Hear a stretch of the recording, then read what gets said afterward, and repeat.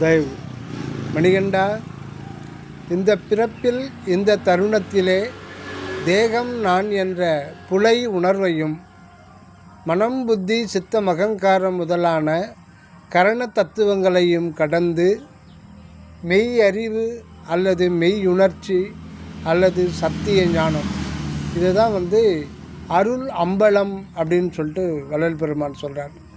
இது சிறுநடு சிற்றபை. அந்த நிராதார நிலைவுற்று அருட்பெருஞ்சோதியை அறிந்து அடைந்து அருட்பெருஞ்சோதி அனுபவத்தில் வாழ வேண்டும். இதுதான் வள்ளல் பெருமானுடைய ஆணை. இதைத்தானே மனித குலத்திற்கு ஒரு அரிய முயற்சியாக சுத்த சன்மார்க்க சாதனமாக வள்ளல் பெருமான் அகவல்ல சொல்லியிருக்கார். அதாவது தனு கரணாதிகள் தாம் கடந்து அறியும் ஓர் அனுபவம் ஆகிய அற்பெருஞ்சோதி அப்படின்னு சொல்கிறார்.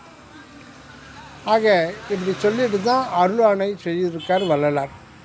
ஆமாண்ணே, ஆமாம் ஆமாம், சரி நீ என்ன பண்ணுற இப்போது? அதைத்தானே தினசரி பாராயணம் பண்ணிகிட்ருக்கேன். அப்படியா?